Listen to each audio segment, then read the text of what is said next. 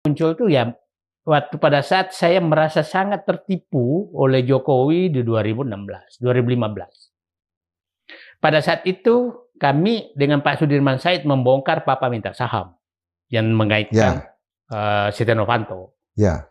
Setelah itu ada perintah agar ini dihentikan.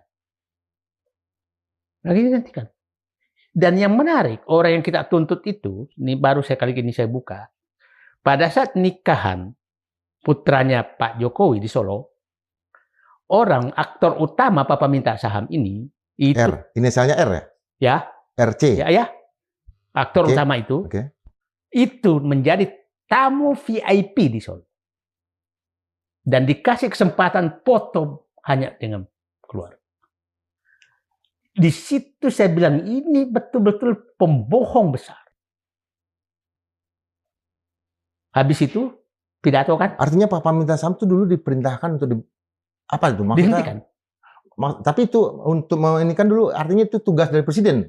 Kemudian menjadi kasus, kemudian disuruh hentikan. Ya. Maksudnya gimana, Bang? Jadi awalnya kan saya mendapatkan mafia migas kan? Ya. Ya, oke. Enggak, mafia Freeport. Mafia Freeport. Ya, oke. Nah, ini kan saya dapatkan rekaman bahwa ini ada bagi-bagi saham, termasuk menyebutkan nama presiden, dapat berapa, ini berapa, ini semua kan. Dengan Setia Novanto, dengan itu kan. Nah, terus kita lapor, Pak Sudirman Said lapor, Pak kita yang harus bongkar. Oh oke. Setelah di ujung, dia minta berhenti. Jangan dibongkar. Nah, setelah itu, Pak Sudirman Said menyatakan, sebentar Pak, ini masalahnya rekaman itu ada di Said Didu. Semua dokumen ada Said Didu. Said Didu bukan orang gampang. Saya dipanggil lah. Ya. Menghadap, disuruh, bukan beliau, tapi ada seseorang. Ya. Belum saya sebutkan. Ini Bapak Presiden minta dihentikan. Saya marah. Saya marah. Jadi dua penyebab marah saya. Nah, Bapak saya itu selalu menyatakan, sumber segala kejahatan adalah kebohongan. Dan saya tahu persis ini adalah pembohong. Presiden kita ini pembohong. Oh, presiden. Presiden pembohong. Saya pikir dulu panggilnya Pak Lurah. Presiden ya. Presiden ya. Kita boleh kok mengerti presiden. Ya. Nah, ini pembohong. Ingat waktu SMK 2012. Waktu mobil SMK 2012, saya Ketua Umum Persatuan Insinyur Indonesia. Ya, betul. Sudah dibujuk agar mengakui. Saya menyatakan ini pembohong. 2012. Nah, jadi memang saya lihat pembohong kan, terbukti kan pembohong. Nah, setelah itu, ingat pasti Bung Indra Piliang masih ingat pidato dia, karena besok hari Minggu tuh nikahan anaknya Setia Novanto. Ya. Dia lagi pusing, apakah hadir apa tidak. Makanya kalau dia berhasil menekan kita untuk menghentikan, maka dia kemungkinan mau hadir.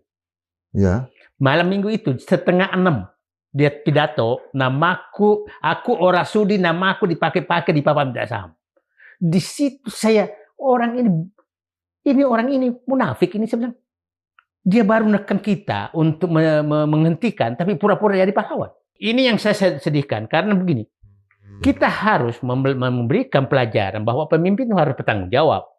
Jangan ada satu keluarga yang bebas melakukan apa saja negeri ini seakan-akan bebas tidak bertanggung jawab.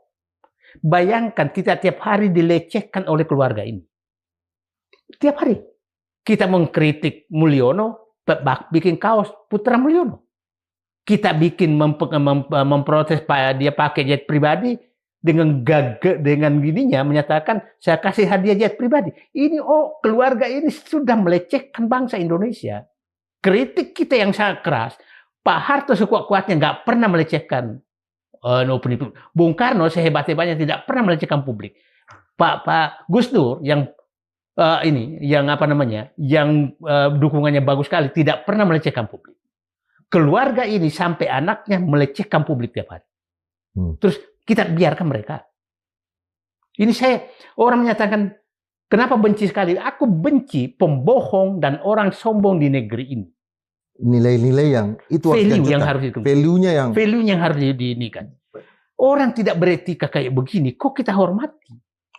Fufu-fafa kayak begitu, kok kita harus hormati? Ini penting sekali. Itulah kenapa saya waktu Profesor Jimli Asidiki menyatakan kita maafkan.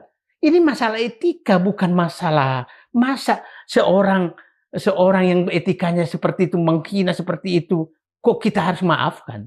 Nah, ini saya ya mohon kelihatan ini saya marah. Ya. Bapakku perintis kemerdekaan, jadi mungkin darahnya itu masih ada di dalam hati saya, maka saya tidak pernah bisa rela melihat ada suatu kelompok yang seakan-akan bebas berbuat apapun di negeri ini tanpa sanksi apapun. Itu harus kita tegakkan.